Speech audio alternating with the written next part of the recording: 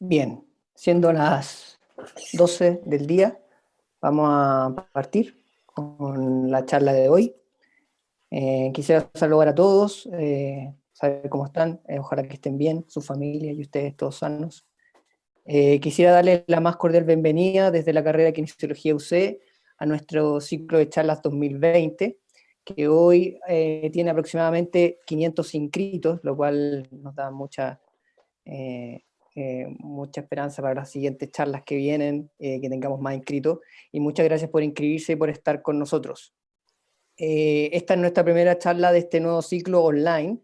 Las anteriores fueron charlas presenciales que dimos el año pasado, y además tuvimos la semana pasada con el profesor Alexis Esteves una charla que nos teníamos pendiente en 2019, pero hoy se inicia el nuevo ciclo de charlas oficialmente online. Y por esto, nuestra directora, la kinesióloga Javiera Fuentes, nos entregará unas palabras de apertura para el ciclo de charlas 2020. Le cedo la palabra a Javiera. Gracias, Gustavo.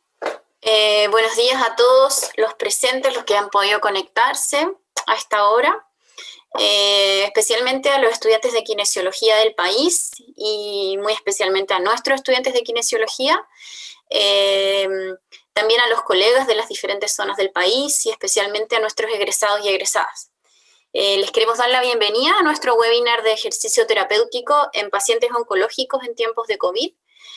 Estamos en tiempos de pandemia, como todos ya sabemos y estamos viviendo, que afectan al mundo entero y especialmente a nuestro país. Y quisiera saludar y agradecer especialmente a todos los kinesiólogos y kinesiólogas que se encuentran activamente trabajando por el cuidado de nuestros compatriotas en momentos difíciles como estos, que son tiempos en los cuales tenemos que estar más comunicados que nunca, por lo que hemos querido comenzar con instancias como estas para compartir nuestras experiencias y conocimientos con toda nuestra comunidad. Por lo tanto, les agradezco haber tenido el interés de conectarse con nosotros en este primer webinar. Estamos muy entusiasmados de comenzar con este ciclo de charlas masivas que tienen como objetivo acercar el conocimiento y las buenas prácticas a la comunidad. Y de esa forma también nosotros podemos cumplir con la misión institucional de llevar el conocimiento más allá de la sala de clases y promover la formación continua de profesionales de la salud. Esperamos que disfruten esta sesión que hemos organizado y que se generen redes de trabajo y de apoyo para avanzar en la incorporación de las buenas prácticas en las intervenciones kinesiológicas en pacientes oncológicos. Especialmente quiero reconocer el trabajo de Carol Ramírez, que va a ser nuestra conferencista del día de hoy, quien lleva la bandera de la kinesiología oncológica en nuestra carrera de kinesiología y que está muy comprometida con sus pacientes y el avance de la disciplina en nuestro país y fuera también del país. Para nosotros es un orgullo contar con ella como académica de nuestra carrera de kinesiología y esperamos que actividades como esta, de esta disciplina, se vuelvan a repetir en el futuro. Los invito a disfrutar de este webinar y les agradezco la alta convocatoria. Muchas gracias.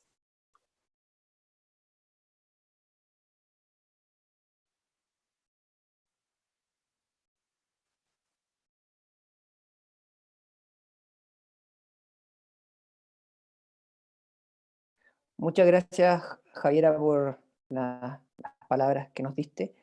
Y ahora comenzaremos con la presentación del webinar en sí.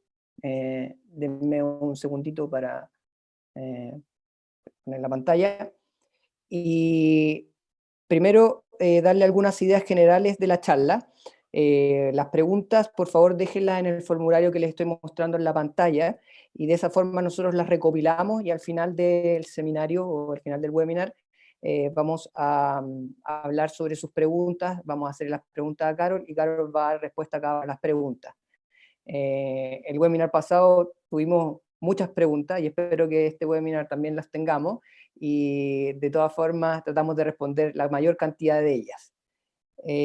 La primera parte de la charla será una presentación de Carol, que durará aproximadamente unos 15 a 30 minutos, y luego de eso pasaremos a las preguntas.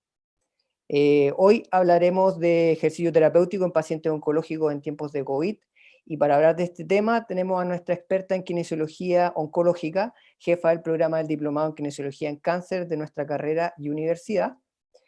Ella es profesora asistente, adjunto, MBA en Salud y candidata a doctora de la Universidad de Granada. Ella es integrante como referente técnico en la Mesa del Trabajo de Cáncer de Mama del MinSal desde el 2019 a la fecha, y tiene vasta experiencia en kinesiología en pacientes de este tipo.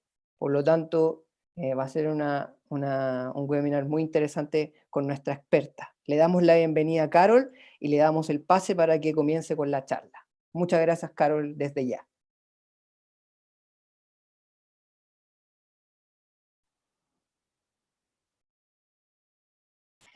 Gracias, Javiera y Gustavo, por la presentación.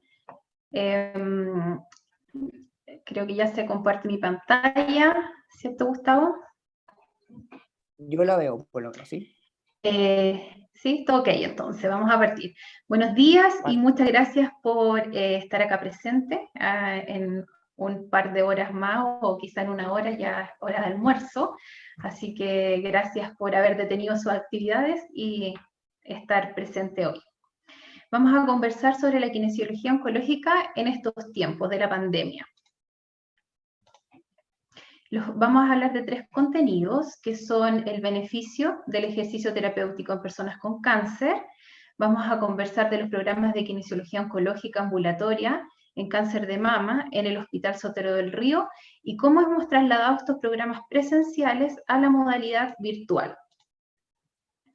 Recordar primero que la patología oncológica muchas veces se asocia a muerte.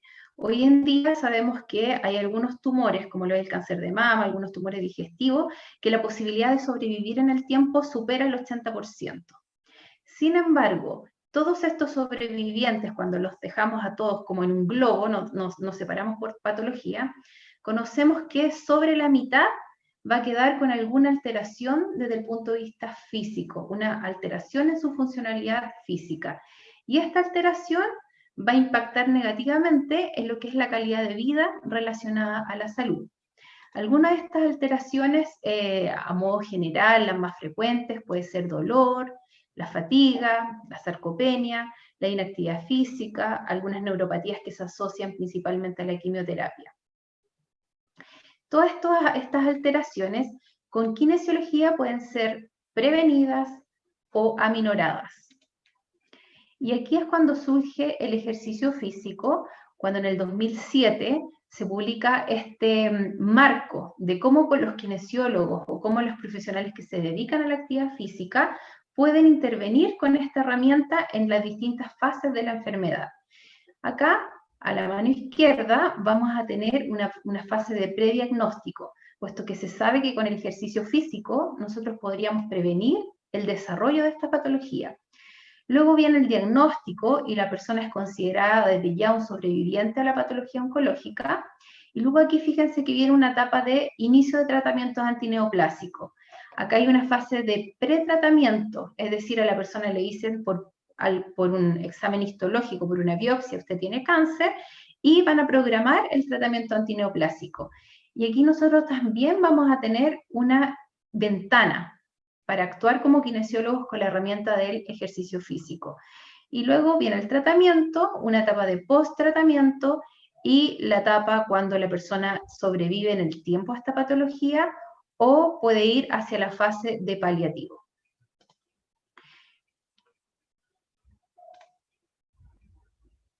Entonces, no veo ahí. Me aparecen mensajes en la pantalla. Por tanto, ¿cómo nosotros vamos a intervenir con una actividad física de manera dosificada y sistémica? Por eso recibe el nombre de ejercicio físico. Y el objetivo de esta herramienta, que es el ejercicio físico, va a ser mejorar variables que recién mencionamos, variables asociadas a esta limitación funcional física, con el objetivo de mejorar el fitness y además la calidad de vida relacionada a la salud. Tenemos 3 pilares para el ejercicio físico. Combinar el ejercicio aeróbico, o cardiovascular, el ejercicio de resistencia, sobrecarga, fuerza, independiente del nombre con el que ustedes lo conozcan, ejercicio de flexibilidad generalizada, que en general se utiliza para hacer un calentamiento y luego un enfriamiento, y tenemos acá a la derecha este marco, que este marco se crea principalmente para los pacientes con cirugía. Sin embargo, hoy la literatura nos mueve a enfocarlo a cualquier tipo de tratamiento antineoplásico. Puede ser que el paciente tenga indicación de quimioterapia y nosotros vamos a tener esta ventana que recién les conversaba de la etapa entre el diagnóstico y el inicio del tratamiento médico. Y esta etapa se va a llamar, para nosotros los profesionales de la salud, no médicos, una etapa de herramientas a la persona para que llegue a este tratamiento antineoplásico en las mejores condiciones posibles, tanto desde el punto de vista de tratamiento como también de evaluación. Y aquí este marco nos indica en azul el beneficio de dar prehabilitación, que la persona va a llegar al inicio de este tratamiento antineoplásico de una mejor manera desde el punto de vista funcional físico. A diferencia de esta línea que acá vemos en rojo, que son las personas que no reciben esta etapa de prehabilitación en cuanto a evaluación y tratamiento, y ustedes ven acá que en esta flecha yo hago referencia al inicio del tratamiento antineoplásico. Acá tenemos la línea punteada de la base de los pacientes, el nivel de la prehabilitación. Exacto, nos quedamos en esa diapositiva. Quizás partir desde la primera parte de esa diapositiva. Ya, entonces tenemos estos tres pilares básicos del ejercicio físico, el aeróbico, fuerza y flexibilidad, y podemos trasladar todo este pilar a la prehabilitación, que nos va a permitir que las personas diagnosticadas con cáncer, los sobrevivientes, lleguen a iniciar este tratamiento antineoplásico que yo marco aquí con esta flecha en mejores condiciones funcionales. Y esto no solamente nos vamos a enfocar al tratamiento que les podamos dar a la persona, sino que también a las herramientas de evaluación. Es muy distinto que una persona sepa que va con un IMC adecuado, una fuerza muscular adecuada, a diferencia de este grupo de personas que se refleja acá en la línea roja, que no llega con una evaluación desde el punto de vista de los profesionales no médicos, o un tratamiento o una educación a iniciar el tratamiento antineoplásico. Y aquí ustedes pueden ver en estas líneas cómo el paciente que va prehabilitado mejora su capacidad funcional, llega a una meseta, y luego si yo además logro la rehabilitación, logro potenciar esta capacidad funcional física que tiene la persona. A diferencia acá abajo, el que está en línea roja, que no hay una ganancia. ¿Qué nos dice la evidencia? El año pasado salió la actualización de la recomendación de ejercicio y cáncer de la ACCM, y de ahí se han desprendido muchos otros artículos que han resumido lo que nos dice la ACCM. Y por ejemplo, en este artículo, nos muestran la calidad de la evidencia que tiene estas recomendaciones. Tenemos evidencia fuerte, evidencia moderada, evidencia insuficiente. Y cuando nosotros vamos a revisar cuáles son las variables que podemos modificar con el ejercicio físico a través de evidencia fuerte, tiene un efecto a nivel de emoción.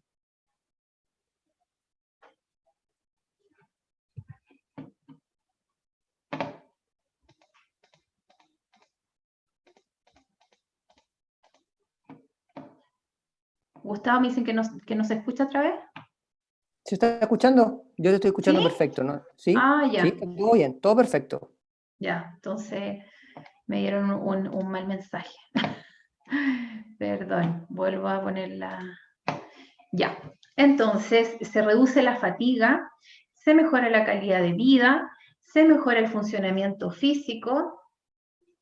A ver, pero ¿se escucha bien? ¿Sí? ¿Se escucha bien? Por acá se escucha bien. Dicen que la pantalla no se ve, ¿puede ser eso? Lo reviso, lo reviso. ¿Te parece? Que a lo mejor están mandando mensaje en No, no hay chat. No hay chat por acá. Se escucha yo estoy en el YouTube y se escucha, lo que sí se ve la diapositiva, no se ve la diapositiva todavía en modelo de presentación, sino que se ve más pequeña. Esperemos unos segundos a ver si se ve más Claro, grande. porque debe ser porque lo cortaste y... Perfecto, ¿no? Sí. Ya. Sí, todo bien, todo perfecto. Ahí Va mucho retomamos, más. Carol. Sí, son 10 segundos de retraso, por si ¿Y acaso. se ve bien la pantalla entonces, o no? Sí, ahora se ve bien ¿Sí? la pantalla. Avanza, no. Ya, perfecto. Entonces, tiene un efecto el ejercicio físico en mejorar o aminorar el efecto que tiene los tratamientos antineoplásicos en algunas variables emocionales, mejora la percepción que tienen las personas de su capacidad física funcional y mejora la calidad de vida, sobre todo en las dimensiones que tienen que ver con la función física. Y muy importante acá es que la evidencia es fuerte ya para decir que el ejercicio físico, sobre todo el de sobrecarga, no tiene un riesgo para desarrollar el linfedema o para aumentarlo en el caso de que este ya exista. Un resumen acá de las actuales recomendaciones de la CCM. Les muestro acá un gráfico que las resume, puesto que a diferencia de la que ya existía en el 2010, 10 años después se actualiza prácticamente y viene un cambio en que es mucho más fácil en cuanto a la FIT, a la frecuencia, la intensidad, al tiempo y al tipo de ejercicio que yo voy a recomendar en mis pacientes. Por ejemplo, si yo tengo un paciente que lo voy a entrenar, antes siempre nos decían mínimo 3 veces a la semana. Hoy esta guía nos dice según la disponibilidad del paciente. Si ustedes pueden estar entrenando al paciente 3 veces a la semana, perfecto. Pero si en algún momento este paciente retoma algún tratamiento antineoplásico, por ejemplo, radioterapia, que la radioterapia en general es a diaria, los pacientes se demoran un largo tiempo en llegar al centro de radioterapia, se irradian 10 minutos, vuelven a su casa, llegan muy agotados, entonces a lo mejor el paciente no va a estar en condiciones de realizar el ejercicio 3 veces a la semana. Por lo tanto, aquí la guía se flexibiliza y nos dice días de la semana de acuerdo a la disponibilidad. Entre más días puedes entrenarlo, mejor. Lo mismo con la intensidad. Antes las recomendaciones siempre era ejercicio de moderada intensidad, traten de llegar a una intensidad vigorosa, pero aparece la intensidad baja, que antes no se mencionaba. Y aquí es clave que nosotros estratifiquemos a nuestro paciente basado en su estado de salud, en su historia de salud. Por ejemplo, si yo tengo un paciente que tiene metástasis a nivel de pelvis, o en la zona lumbar. Ese paciente antes a lo mejor nosotros no le íbamos a indicar ejercicio físico porque pensábamos que no iba a tener ningún beneficio. En cambio, hoy en día podemos hacer con esta persona un entrenamiento de baja intensidad, le vamos a estar entregando todo el beneficio que tiene el ejercicio físico y la guía nos va a estar avalando. El tiempo. Lo que nos decía la antigua guía era que al menos 30 minutos por sesión. Y aquí nos vuelven a mencionar esta frase, depende de la disponibilidad que tenga nuestro paciente. Nos recomiendan, intenten entre 45 minutos, ojalá 1 hora, pero si el paciente tiene menos tiempo, eso no está mal, es igual de bueno. Y en cuanto al tipo de ejercicio, recomiendan combinar estos 3 pilares que recién les mencioné y de acuerdo a nuestro objetivo de salud que definamos como terapeutas, pero además considerando las necesidades de nuestro paciente y a lo mejor incluso de su familia. A lo mejor nosotros queremos que el paciente logre una fuerza muscular para ser capaz de caminar 10 cuadras. Y a lo mejor lo que quiere el paciente es desplazarse dentro de su hogar y para él eso va a ser suficiente. Entonces el tipo de entrenamiento va a depender de los objetivos que nosotros nos planteemos, pero siempre considerando la necesidad del paciente. Y muy importante acá, cuando antes solamente en la otra guía hablábamos de la marcha y de herramientas como treadmill, cicloergómetro, hoy nos dice de acuerdo a la disponibilidad que ustedes tengan de equipamiento o de algunas herramientas para hacer algún tipo de entrenamiento funcional, por ejemplo.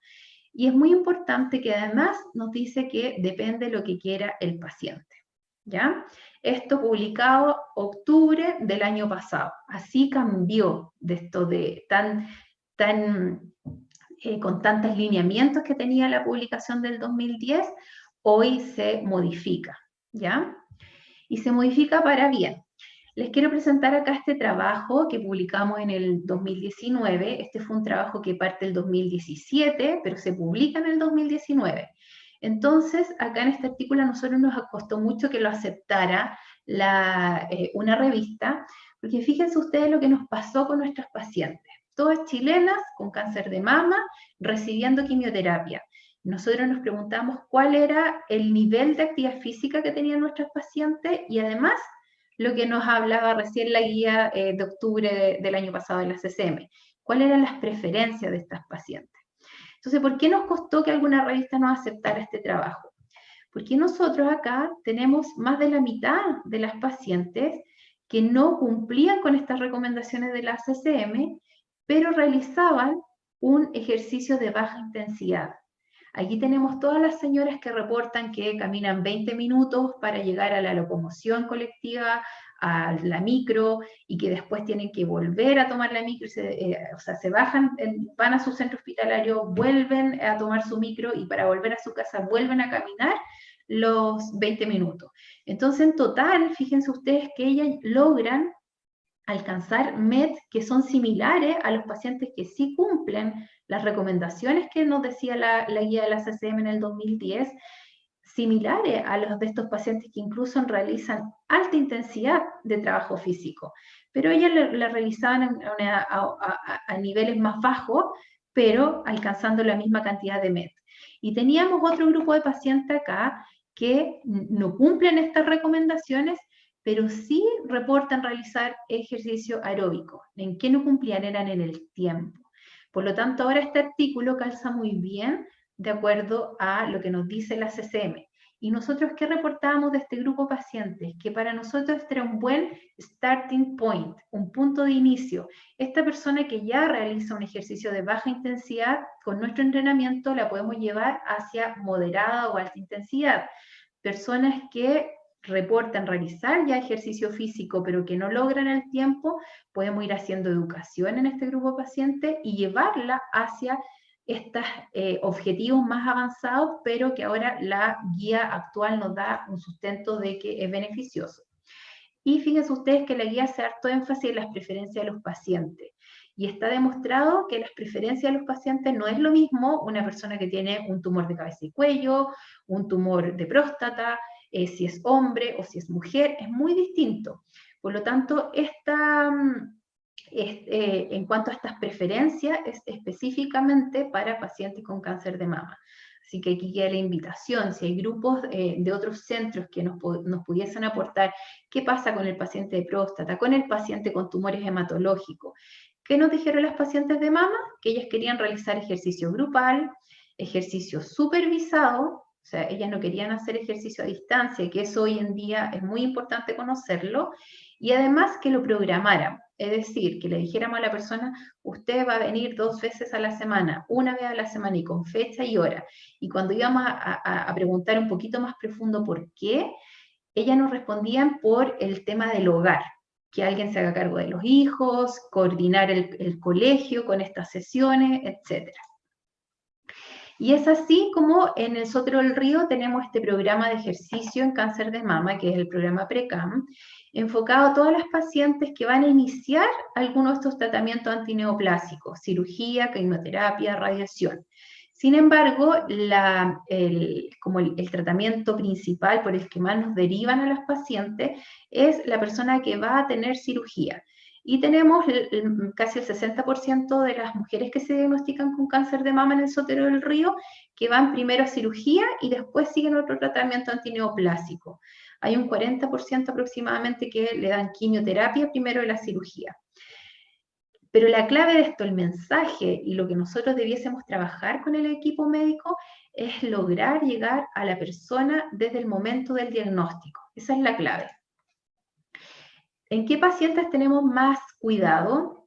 desde el punto de vista de iniciar un programa de ejercicio físico, desde el punto de vista de la educación, a las personas que les sacan más de 15 linfonodos o hasta nivel 3 de Ver. ¿Ya? Esas personas, por el riesgo del linfedema, son personas que debiésemos supervisar más en el tiempo. Hacer un seguimiento, no pensar en que le vamos a dar 8, 12 semanas de entrenamiento y después nos vamos a olvidar de esta paciente. No, sino que de alguna manera hay que hacer un seguimiento en el tiempo de ella. Pacientes que se operen y cuando hay alguna intervención en la axila, sea mínima, lo que es una biopsia linfonodo centinela, o sea mayor, como una disección axilar, tiene riesgo de quedar con distintas morbilidades en el hombro o en miembro superior, que cueste moverlo, que tenga dolor, que quede con alteración de la sensibilidad, y si está eso, nosotros debemos tratar esa morbilidad y luego ir hacia un programa de ejercicio físico como tal. Y aquí en asterisco coloqué el síndrome de red axilar, puesto que el síndrome de red axilar, como acá ustedes lo ven en esta imagen de abajo, vamos a explicar un poquito más después de qué se trata, es una condición que muchas veces las pacientes llegan a servicios de kinesiología general, en donde no hay conocimiento de patología oncológica, y muchas veces los colegas nos preguntan, estoy con una paciente de mama, queremos mejorar el ROM, la fuerza, y resulta que nos sigue reportando que hay dolor o todavía no logro el rango de movimiento adecuado. Entonces aquí el mensaje, evalúen la axila. Evalúen la axila, y si llegan a encontrar estas bandas que atentos, que no es una enfermedad, esto es una condición secundaria a un tratamiento antineoplásico que en la mayoría de los casos es después de una cirugía, cuando hay extirpación de ganglio, pero a veces también vemos estas cuerdas después, durante la radioterapia o después de alguna quimioterapia. ¿Ya? Entonces evalúen la axila y si están estas cuerdas presentes es fundamental tratarlas. Si estas cuerdas se irradian, se va a fibrosar el tejido y no vamos a poder nunca lograr el rango adecuado. Y aparte la paciente va a quedar con esta sensación de tirantez siempre, ¿ya? Entonces, los que no manejan oncología, siempre mirar la axila cuando tengan pacientes de mama y que no logren el rango adecuado. Y acá en esta imagen nosotros dejamos una propuesta de evaluar a la paciente. Esta evaluación que tenemos en este tiempo muy rico que es la prehabilitación, la clave va a ser evaluar. Entonces nosotros acá proponemos evaluar distintas variables, puede ser que en su centro alguna de estas no sea necesario y la tengan que modificar o agregar otras. Perdón, pero en general para nosotros es importante conocer la funcionalidad física de esta persona, cuál es la fuerza de prensión manual, que nos va a dar una información muy rica, no solamente de cómo está miembro superior, sino que también su calidad de vida, el rango articular de movimiento, de hombro principalmente, de codo, muñeca, calcular el riesgo del linfedema, esto es clave, ¿ya? Y aquí yo les voy a presentar un normograma que nosotros utilizamos en la práctica clínica, medir el volumen o la perimetría de los miembros superiores comparando el brazo afecto con el contralateral, podrían agregar algún cuestionario de calidad de vida, y después de que se operen, aquí evaluar el síndrome de red axilar.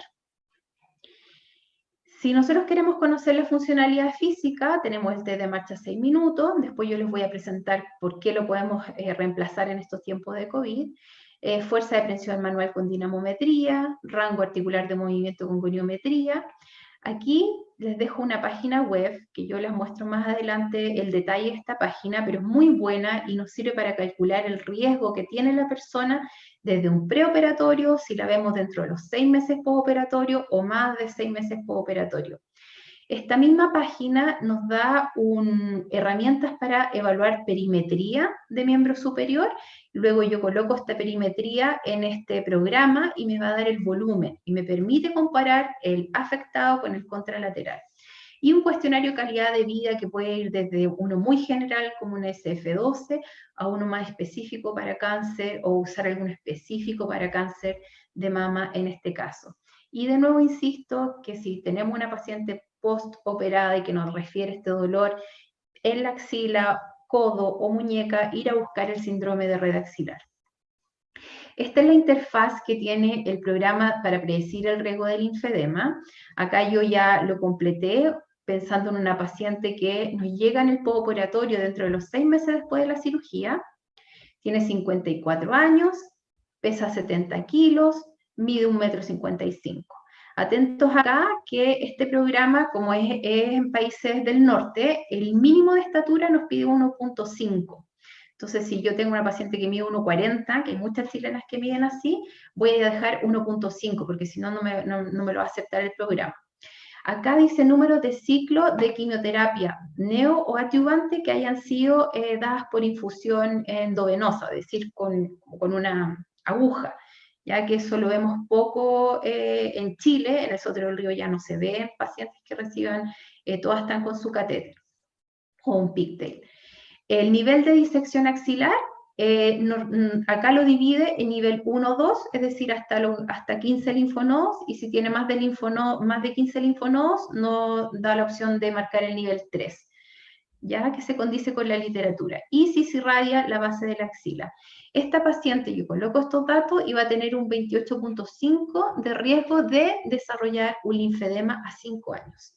Nosotros en Sotero consideramos que 20 es el corto, o sea, una persona que tenga más de 20% de riesgo de linfedema, ya para nosotros una paciente de riesgo, de menor, moderado o alto riesgo, pero se clasifica ya con un riesgo.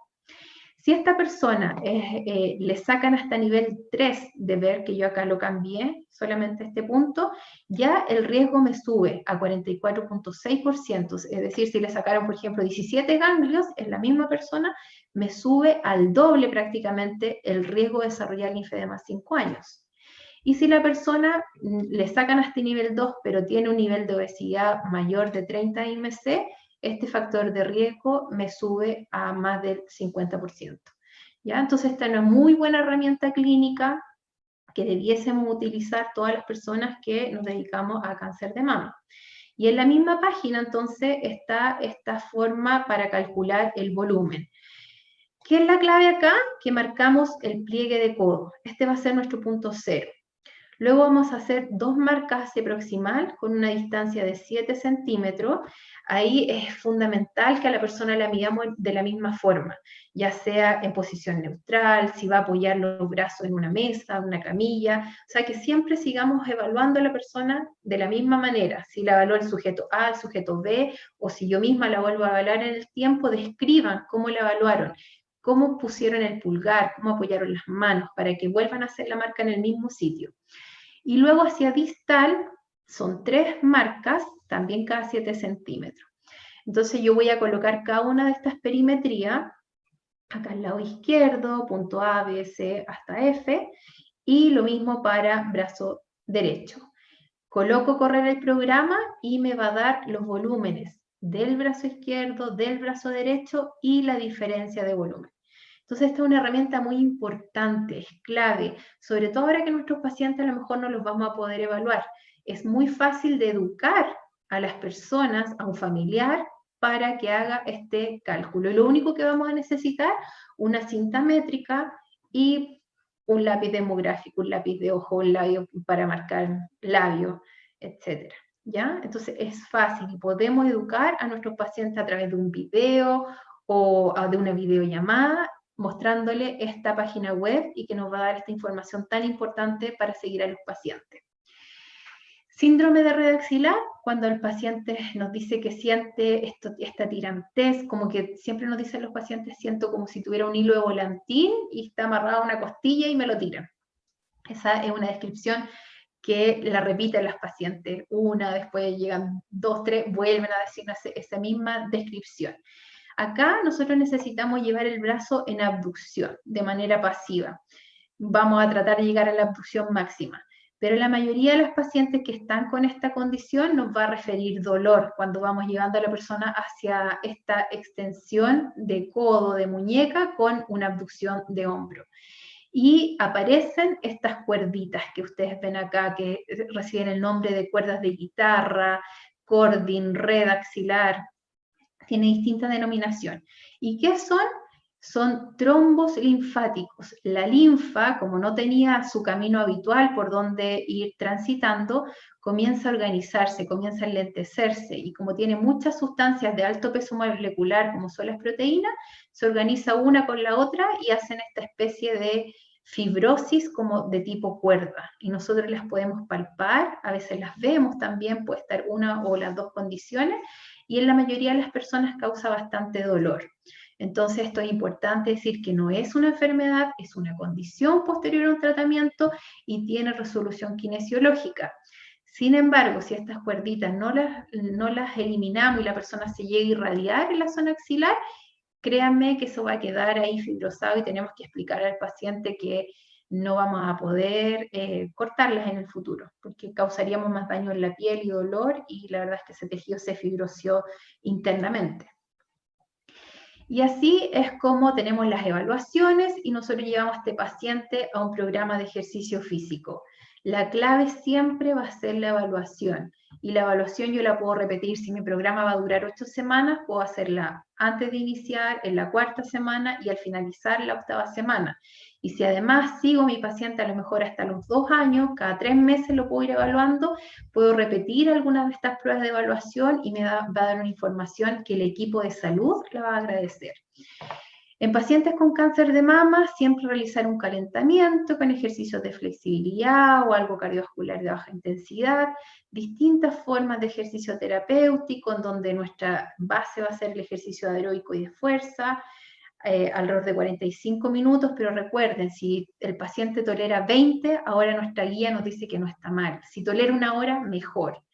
Y para las pacientes de alto riesgo de desarrollar linfedema, siempre nosotros agregamos la presoterapia secuencial intermitente, que puede ser antes del ejercicio o después del ejercicio. La verdad es que en el centro no nos complicamos con eso, porque la literatura es tan controversial que nos va a ayudar. Eso es lo que nosotros sabemos. Y drenaje linfático manual. En Sotero del Río, mi colega maneja Boder, yo manejo Leduc, y ahí hacemos al final como una combinación de las técnicas, de acuerdo a si la paciente puede hacer una mayor o menor abducción, si podemos tenerla en camilla, si la podemos tener sentada. Muchas veces tienen dolores o tienen metástasis que nos impiden llevarla a posturas. A veces a lo mejor no llega a la silla de ruedas y no la vamos a poder pasar a una camilla ni a una silla. Entonces la técnica la adaptamos a la condición del paciente. Y nuestra estrella hace 2, 3 años es el ejercicio de fuerza, que al principio partimos con harto susto por los mitos, pero gracias a Dios se han ido derribando y hay que colocar peso. ¿Cómo hemos ido moviendo entonces esto que yo les describí, esta evaluación y este tratamiento?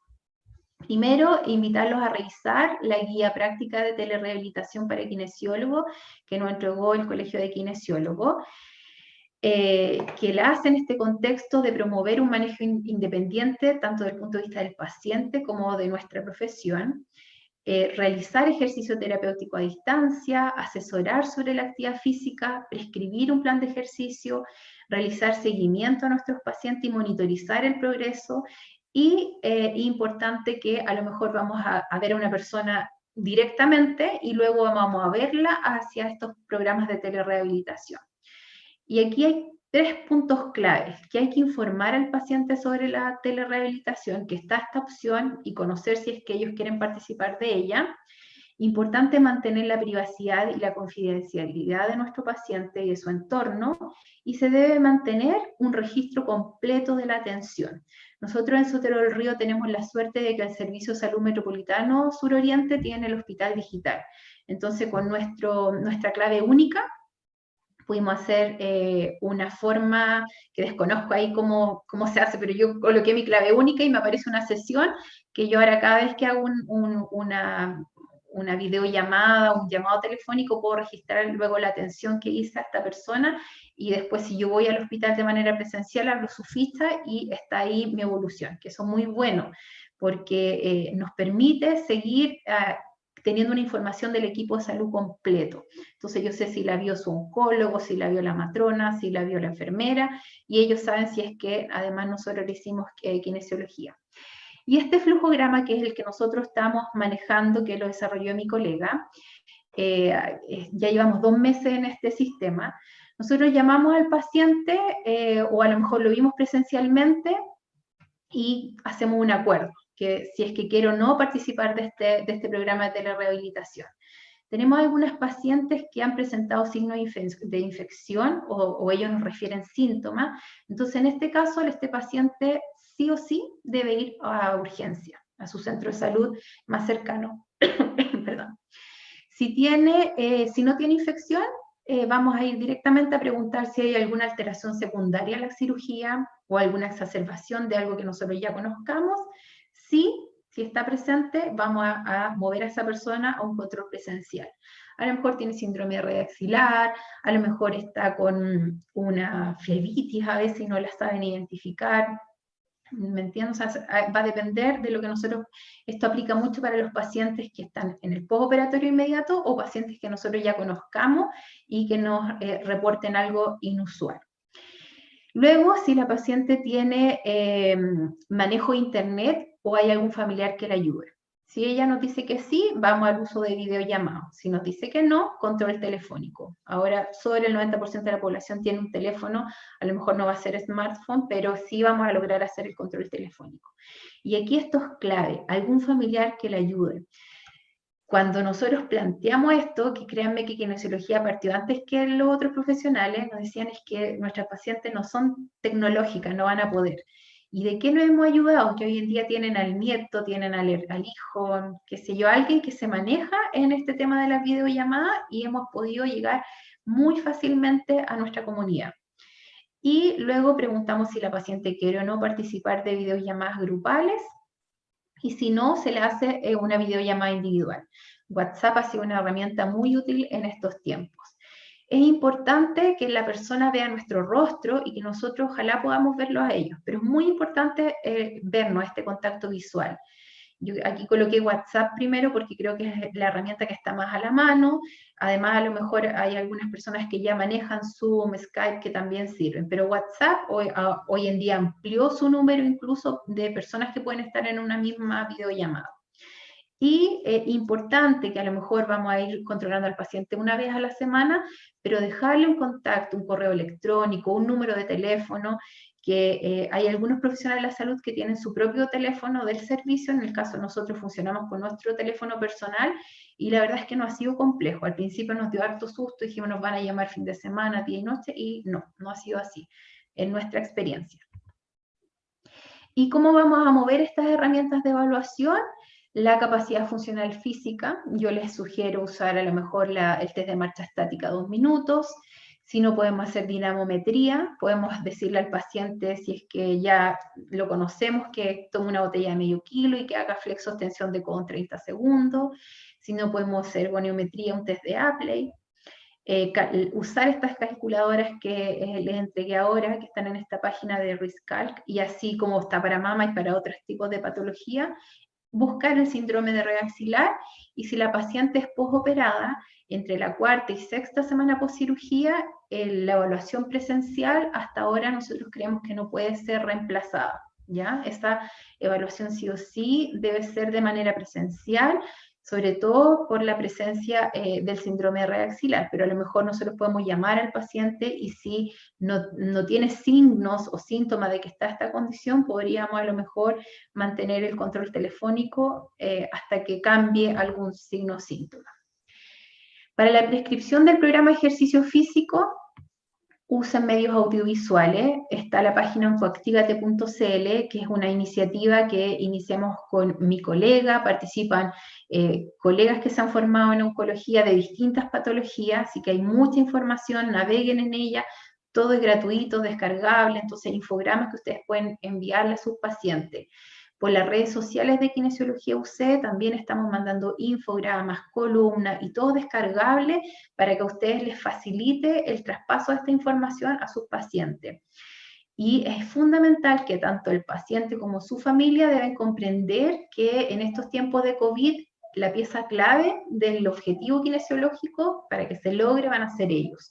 Nosotros vamos a estar educando, pero el que tiene que hacer los ejercicios y a lo mejor el que va a tener que supervisar directamente va a ser el familiar. Y dar siempre la seguridad al paciente y a su entorno que si bien tenemos esta herramienta de la telerehabilitación, va a existir una opción de mover este tratamiento a lo presencial. Eso a nuestros pacientes les ha dado mucha seguridad. El saber que tienen esta opción de ir con las herramientas adecuadas de protección, siempre y cuando contemos con ellas. La interfaz de Oncoactivate, hay recomendaciones para niños, para ejercicio físico general, autodrenaje, etc. en las redes de Kinesiología UC, tenemos educación de cómo las personas pueden autopercibir su esfuerzo físico y en dónde deberían manejarse, y nosotros vamos a ser los que vamos a educar a la persona a usar esta infografía. Ejercicio físico, aquí en esta infografía de la derecha hay como un ejemplo, un día X haces esto, en 2 días más haces esto otro, ¿ya? O sea, todas las herramientas para facilitar la información. Y los quiero dejar, por último, con esta frase que alguna vez la publicó en una red social el colega aquí que está haciendo de hosting, Gustavo Torres, que me encantó y siempre la he tratado de adaptar a oncología, y creo que en estos momentos es clave. No es lo que podemos hacer como profesionales de la salud, se trata de lo que los pacientes pueden hacer por sí mismos si les permitimos hacerlo. Cuando habilitamos a nuestros pacientes y les damos las herramientas adecuadas, pueden hacer cosas increíbles. Y esto aplica totalmente a lo que estamos viviendo hoy.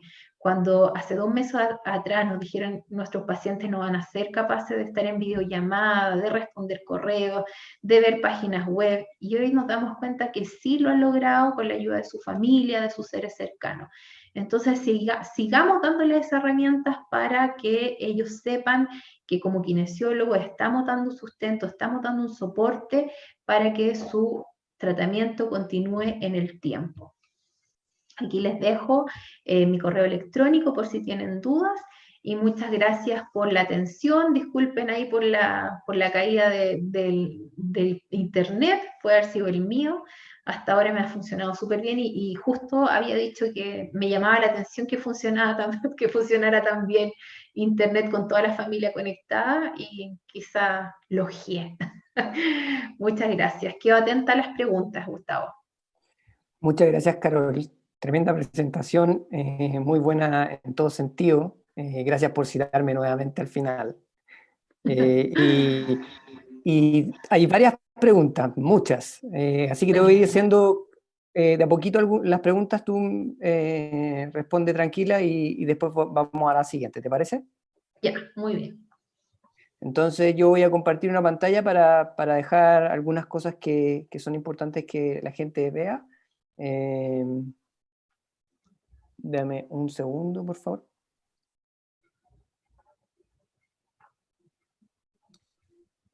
Bien, entonces la primera pregunta es, ¿cómo evaluarían el esfuerzo durante el ejercicio en pacientes pediátricos oncológicos?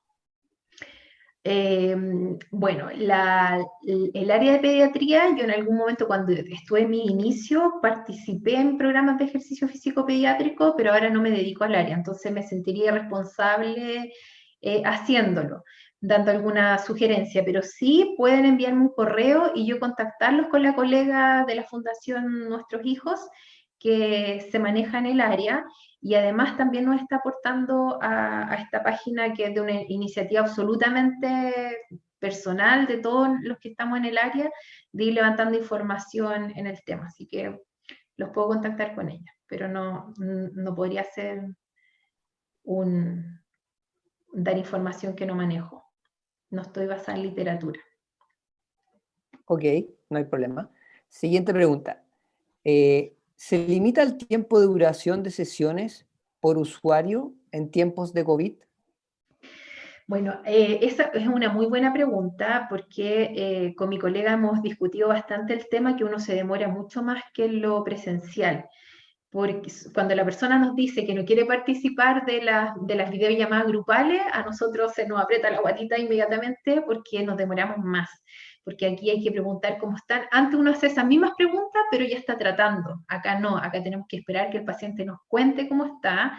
Yo me acuerdo de mis alumnos de semiología, todo lo que les cuesta cuando están con pacientes reales o simulados, llegar al fin, y a nosotros como profesionales con experiencia, yo ya tengo más de 10 años de experiencia, me cuesta mucho. Al paciente nos demoramos y después tenemos que escribir la evolución en el hospital digital. Así que es más lento. O sea, olvídense de tener 15 pacientes en una mañana. Nosotros en promedio 8 o 9 pacientes en una mañana, y ahí funcionamos bien, los pacientes individuales. Pero es estar frente al computador en el teléfono de las 8:30 de la mañana hasta las 12:30 del día, sin break. llamando y evolucionando, es más lento. Lo grupal Perfecto. funciona un 7, ojalá todos quisieran ir a lo grupal. Sí, es que de repente hay pacientes que no les gusta el grupal, Sí, así es. quieren estar individual. Sí. Bueno, ¿cómo saber qué ejercicio aplicas o aplicar en cada etapa del cáncer? Ya, súper buena pregunta. Siempre es importante que va a depender del paciente. Yo creo que un capítulo aparte es el paciente que tiene metástasis pulmonar y o ósea. Esos pacientes, nuestro programa de ejercicio se va a basar en cuanto a la sintomatología de este paciente y los objetivos que ellos quieran. Si nosotros tenemos una persona que sabemos que va a fallecer a lo mejor en 6 meses, nos vamos a enfocar de que esté lo más funcionalmente posible. A lo mejor este paciente quiere lograr ir al baño, moverse en su casa, estar sentado cuando vengan sus familiares. Entonces vamos a trabajar ese ejercicio enfocado a ese objetivo.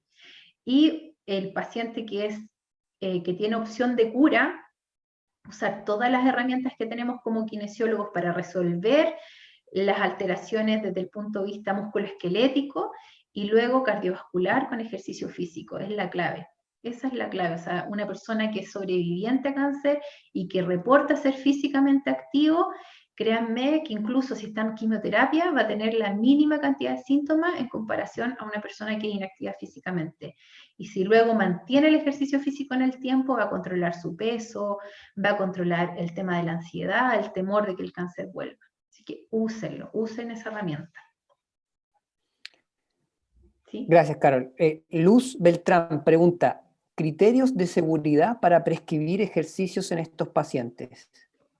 Bueno, ustedes vieron que las recomendaciones de la ACCM, estas últimas, son muy amplias. Realmente, a mí me tocó estar en una reunión con ellos el 2018 y fue maravilloso haber participado ahí porque ver que al final la evidencia nos dice muévanse, cuándo, el cómo, o sea, de verdad no nos preocupemos. ¿Cuál va a ser la única criterio de seguridad?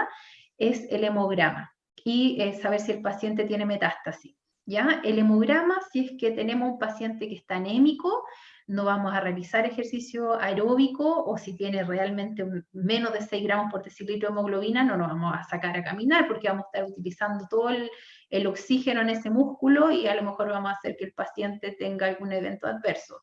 Si el paciente está con bajas plaquetas, ahí el corte en general se utiliza en 20.000, ¿ya? O sea, si un paciente tiene menos de 20.000, no vamos a hacer ningún tipo de elongación, no vamos a hacer ningún ejercicio con fuerza externa. Sin embargo, para los pacientes hematológicos, cuando están a lo mejor con un trasplante de médula ósea, recibiendo quimioterapia, leucemia, linfoma, ellos se mueven con hemogramas con 10.000 de plaqueta. Entonces, en ese paciente, marcha asistida, podrían a lo mejor bajar o subir una escalera una vez al día, ¿ya? O sea, mantenerlos funcionales, pero no les agreguemos peso. Y en los glóbulos blancos, la única precaución es si están con menos de 500 de RAN, que ese paciente tiene un alto riesgo de infectarse. Entonces, ese paciente tenemos que protegerlo de nosotros entrar con todos los elementos de protección posible para que no lo vayamos a contagiar. Pero en sí, revisen en detalle esta guía de la CCM y se van a dar cuenta que es muy amplia, es muy flexible, y creo que el hemograma y conocer si hay metástasis ósea y pulmonar son los puntos clave.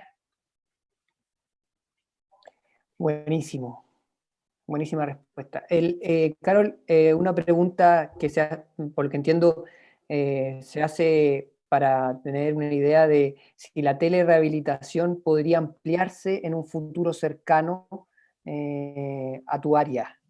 Y también hacen otra pregunta muy filosófica. ¿Cómo ves la kinesiología oncológica en el futuro? Ya.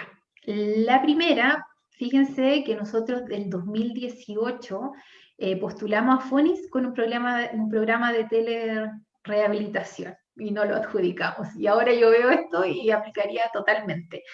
Yo creo que sí, que tenemos que ir hacia la telerehabilitación, y de hecho ha sido los viernes, nosotros en la mañana estamos con un comité oncológico interdisciplinario y conversamos, porque hay muchas cosas que nosotros debiésemos haber estado haciendo de manera a distancia. Por ejemplo, cuando a una persona le dicen usted se va a operar por cáncer de mama y resulta que tiene la cirugía en una semana y tiene un montón de controles médicos. Esa persona nosotros le tenemos que hacer un taller kinesiológico preoperatorio. Entonces, ahora nosotros este taller kinesiológico lo tenemos en un video, se le manda al paciente y después hacemos una sesión virtual con este paciente aclarando dudas. Entonces con mi colega decimos, ¿por qué no hicimos esto antes? De hecho, ese video ahora lo pusimos en un Coactívate y el mismo que estamos utilizando nosotros el río está ahí y ustedes se van a dar cuenta que eran cosas que debíamos haber hecho antes y estamos ahorrando recursos, tiempo, espacio. ¿Se fijan? El ejercicio físico, o sea, si nosotros tenemos a un paciente que va una vez a la semana y vemos que controla todo, que hace el ejercicio perfecto, podemos hacer sus otras 2 sesiones o a lo mejor diario en su hogar y nosotros estar supervisando a distancia. Yo creo que nos estamos moviendo hacia ahí. ¿Y cómo veo la kinesiología oncológica? La kine oncológica parte recién en el año 2000. Ustedes si googlean cuándo empiezan a aparecer artículos, en el año 2000. 2005 empieza a haber como un crecimiento exponencial de evidencia. Entonces es algo súper reciente, o sea, de verdad se sabe muy poco. De este síndrome de red axilar que yo les contaba, nosotros somos el único grupo en Chile que lo estudió y sabemos que casi la mitad de nuestras pacientes les da, cuáles son los factores de riesgo para nuestras pacientes, pero es muy poca la información en el tema.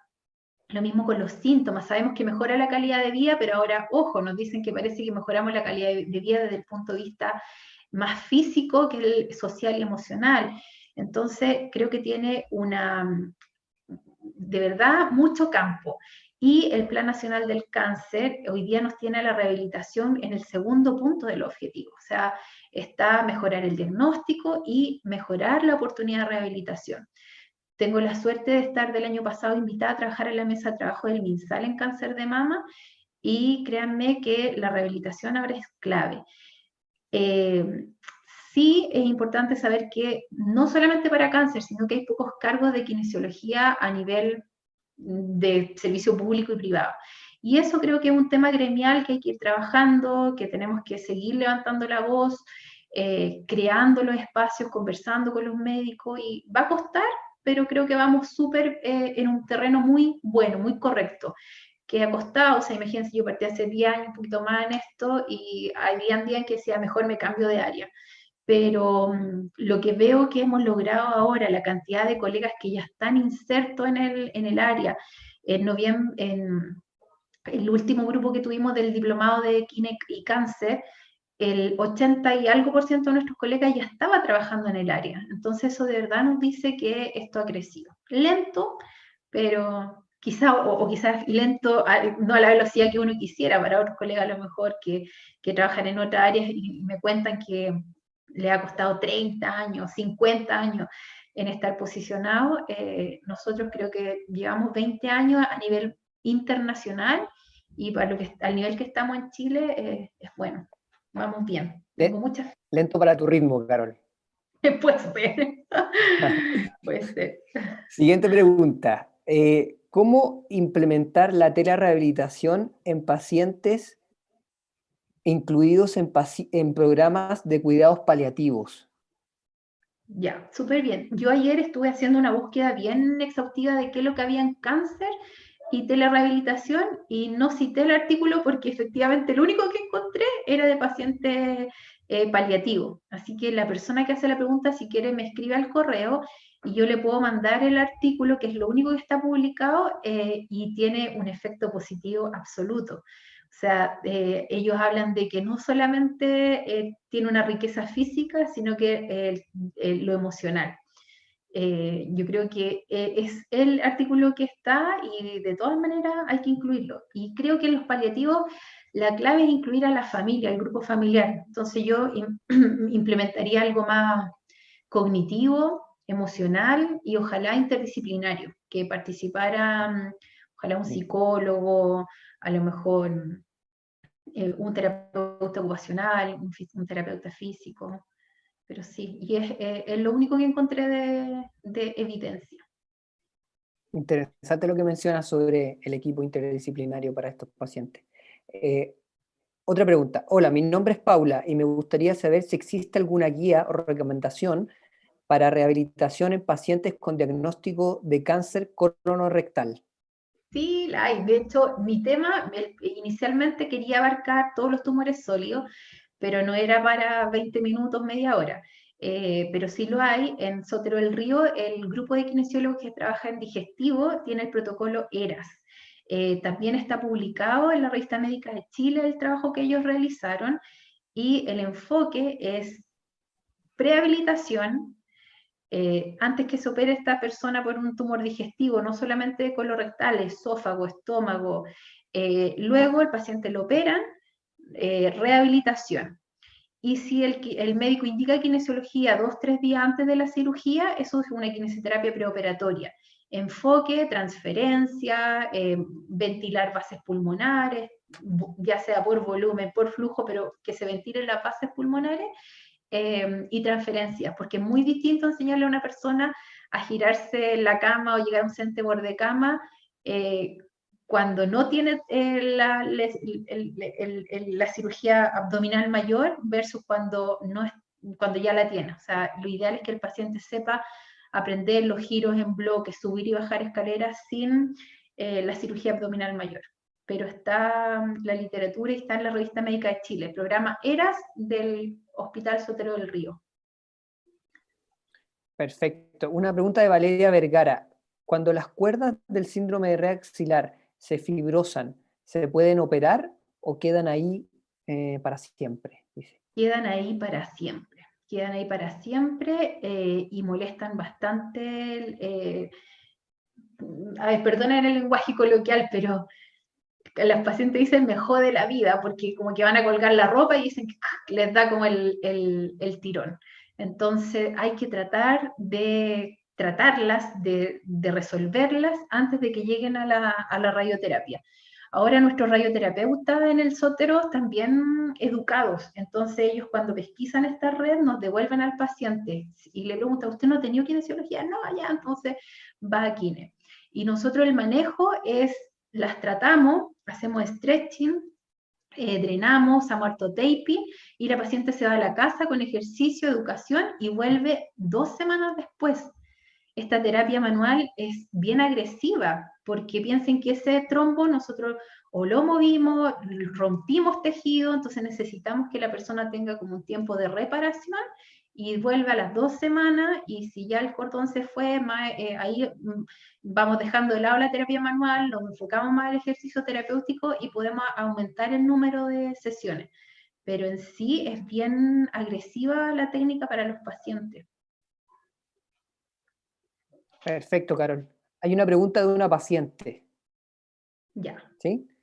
¿Sí? De Temuco, paciente oncológica, operada de mastectomía total y de sección axilar. Tiene 37 años y necesita conocer ejercicios para realizar en casa, de que cuando hago ejercicios mi brazo tirita y ha perdido fuerza. Mi pregunta es, ¿cómo puedo acceder a conocer la serie de ejercicios para realizar a distancia o puedo realizar clases a distancia? Claro. El link que les coloqué antes, www.oncoactivate.cl. Están los mismos ejercicios que hacemos en el hospital. De hecho, tenemos ahí una opción de teleconsulta, que hemos tenido a pacientes de clínica incluso que nos han hecho preguntas en estos tiempos que estaban asistiendo a su programa de kinesiología y están suspendidos. Entonces, ahí podemos aclarar dudas, están todos los ejercicios, así que ingrese ahí y tenemos los ejercicios desde lo operan, lo que hacer el día 12 en adelante, si ya le sacaron el drenaje, van cambiando los ejercicios que están ahí, así que feliz de recibirle, si tiene alguna duda nos escribe y se la respondemos sin duda. Una pregunta de Christopher Bejar. ¿Qué tipo de prescripción sería mejor? ¿Ejercicio de tipo aeróbico, ejercicio de tipo de fuerza o ejercicio de intervalo? Y si es de interválico, ¿en qué intensidad? Pregunta. Bueno, es lo mismo que hablaba de la guía. Ahora estas recomendaciones son tan dependientes de la percepción que tenga el paciente, el ejercicio, los objetivos. Siempre lo ideal es combinar, pero sí hay que tener en cuenta que el tratamiento antineoplásico, la quimioterapia sobre todo, genera mucha sarcopenia, pérdida de la masa muscular.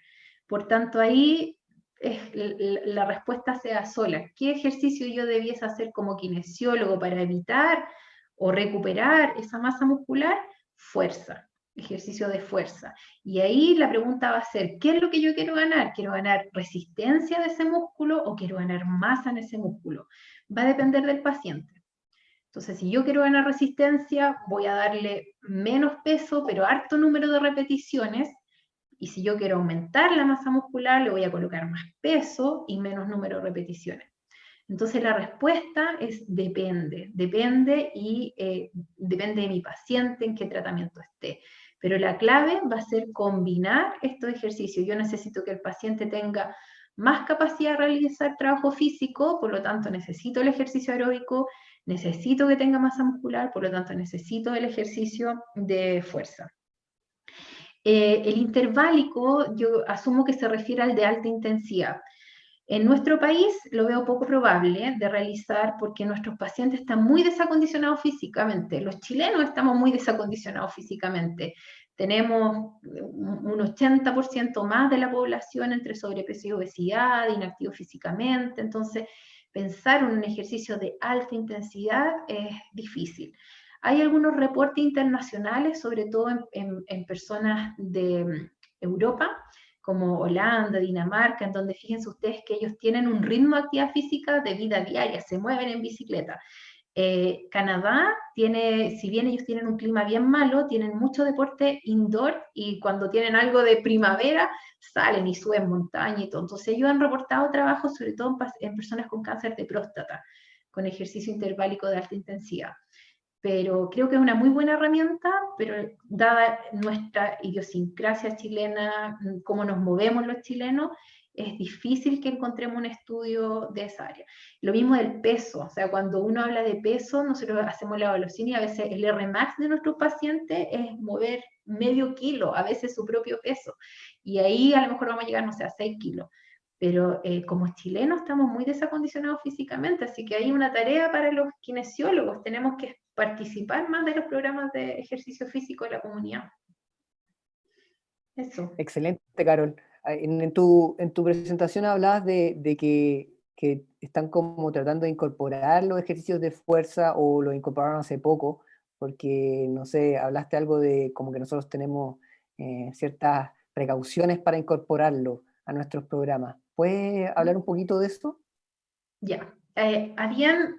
Cuando parte en el año 2000 la kinesiología en cáncer, surge el mito de que el ejercicio de fuerza a las personas que le han sacado ganglios, ya sean inguinales, axilares, supraclaviculares, les puede dar linfedema, este aumento de volumen secundario a la disección de ganglios, que la linfa se empieza a quedar estaciada, enlentecida, y empieza a aumentar de volumen la extremidad. Y estaba ese mito, que yo asumo que a lo mejor una persona hizo un ejercicio, una fuerza mal hecha, hizo un desgarro muscular, el músculo se inflamó, generó este líquido intratisular y quedó ahí, se desarrolló el linfedema y empezó a crecer el mito. Y yo les diría que hasta tipo 2005, 2007, se hablaba de que no podíamos darle peso a las personas que le habían sacado ganglio, ingle, supraclavicular, axilar, etc. Y luego la misma evidencia, como el 2007, empieza a decir, oye, nosotros aquí entrenamos a este grupo de personas con ejercicio de fuerza y eran con alto riesgo de linfedema, de miembro inferior o superior, y no pasó nada. No, las que tenían linfedema no aumentó y las que no tenían linfedema no lo desarrollaron. Entonces, muy lentamente la evidencia empieza a moverse y a decirnos que no hay riesgo. Y ahora ya la guía del año pasado lo sustenta, pero solo con evidencia fuerte para miembro superior. Para las disecciones inguinales, para pacientes que han tenido tumores genitourinarios principalmente, ahí todavía la evidencia es débil. Entonces ahí yo no me atrevería a meterle peso a miembro inferior sabiendo que han sacado ingle. Pero para miembro superior, específicamente para los pacientes de melanoma que le han sacado ganglio en la axila o cáncer de mama, ya la evidencia es fuerte, es segura de que no hay riesgo de que aumente el linfedema que se desarrolle, ¿ya? Por eso, y esto parte de 2007, Entonces piensen, acá Chile llegó a 2010 y nosotros el 2015 lo empezamos a implementar. A eso me refería, que es muy lento, pero por un tema de mitos, y que ha sido todo un tema irlo derribando, ha sido bien difícil, pero yo creo que ya tenemos un lenguaje bastante común, al menos los que estamos enfocados en esta área. Súper bueno, es increíble cómo se estancan los mitos en nuestra profesión, y no solamente en nuestra profesión, pero y eso hace que muchas veces no hagamos cosas que por la evidencia están respaldadas. Es Así es. increíble el tema. Hay una persona que nos escribe de Colombia, dice: excelente, muchas gracias por la presentación, y pregunta si es que la presentación quedará disponible. Y nosotros tenemos pensado dejarla disponible en nuestra página web. No nos vamos a demorar un poquito, no es instantáneo, pero debería estar disponible en unos días más. Nosotros le vamos a dejar el mensaje a través de nuestra página web y a través de nuestras redes sociales, que la presentación va a estar disponible. Otra pregunta que me parece interesante que la pueda responder. Ella es interna de kinesiología y quería saber si haces alguna charla o algún curso online para poder seguir conociendo y aprendiendo sobre el tema tan interesante que expusiste hoy. Bueno, en la página de Kinesiología UC están nosotros hacemos muchos cursos en el año, que han tenido algunos de carácter gratuito, hemos traído invitados internacionales. Yo creo que va a ser el primer año que no vamos a tener algún invitado internacional, dada la pandemia. Pero los invito a seguir las redes sociales de la universidad, porque con el equipo que yo trabajo, la verdad es que me encanta hacer traslación del conocimiento a la práctica clínica. Y yo creo que eso nos ha hecho una diferencia muy grande en esta unidad de kinesiología oncológica, porque la literatura a veces es muy linda, pero cuando uno la lleva a la práctica clínica no es tan bonita. Entonces, nosotros siempre estamos aterrizando esta evidencia, cómo hacer la evaluación, lo mismo que les acabo de presentar ahora. O sea, capacidad funcional, test de marcha 6 minutos. No puedo ahora hacer el test de marcha, lo muevo al de 2 minutos, y aquí está la evidencia que respalda el que pueda hacer el cambio. Así que todos invitados a seguir nuestras redes sociales. Yo creo que al menos una vez al mes van a escuchar algo de cáncer en Kinesiología UC. Seguro que sí. Sí. Incluso más. A veces más. Este mes sobre todo. He estado como media trillada. Una pregunta de Tomás. En un cáncer avanzado que es diagnosticado tardíamente, ¿es importante de todas formas la prehabilitación? De ¿La todas curva maneras. que nos mostraste en la presentación se comporta de igual forma? Bueno, hay algunos tumores hoy, se me viene a la mente, por ejemplo, cáncer de próstata y mama, que estos tumores, aunque la persona esté diagnosticada en una etapa avanzada, hoy en día la medicina ha avanzado tanto que ellos igual pueden vivir 3 años, 5 años. Tenemos algunos pacientes que son paliativos hace 8 años. Entonces, ese paciente, obviamente, si al paciente le dicen, vamos ahora a dar radioterapia, vamos a hacer radiocirugía, con todo, tratar de llegar con este paciente en las mejores condiciones posibles a este tratamiento médico. Y ahí atentos, porque es distinto, por ejemplo, si el paciente es hematológico, le dicen usted tiene una leucemia y ya está en etapa 4. La esperanza de vida de esa persona, o un cáncer de pulmón, que es más frecuente en Chile, esa persona tiene una esperanza de vida de alrededor de 13 meses.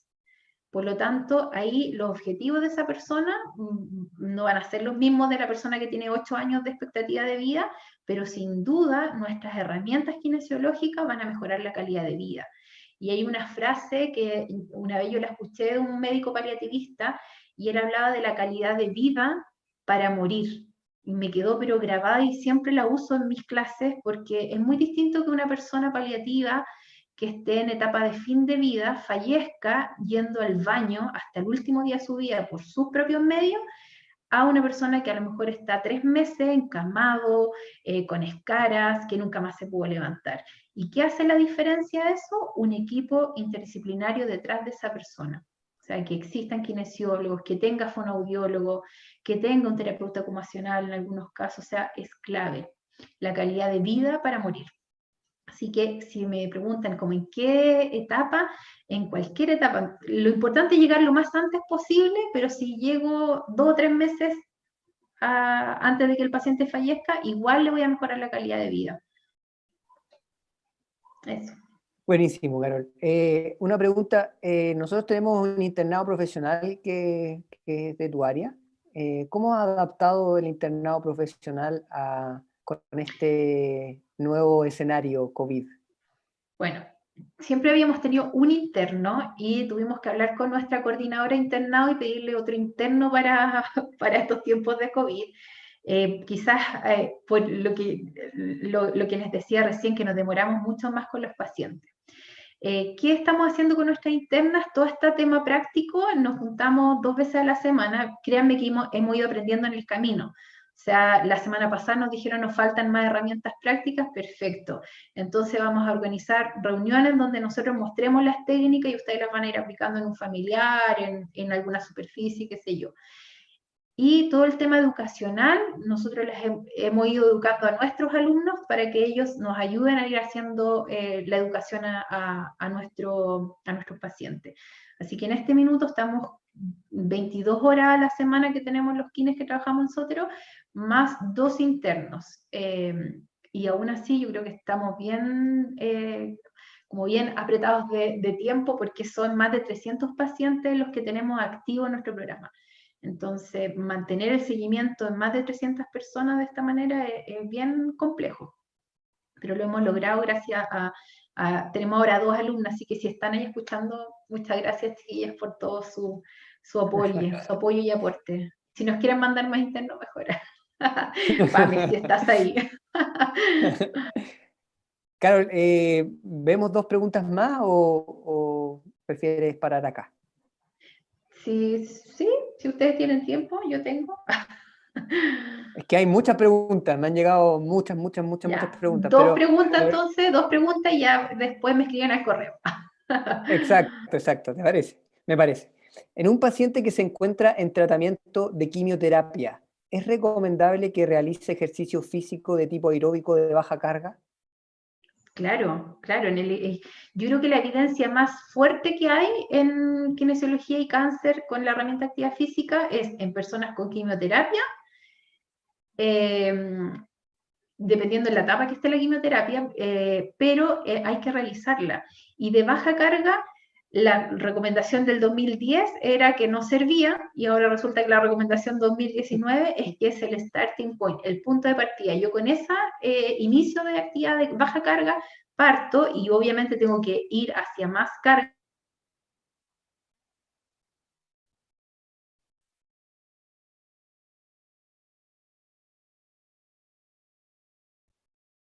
Carol, ¿me escuchas?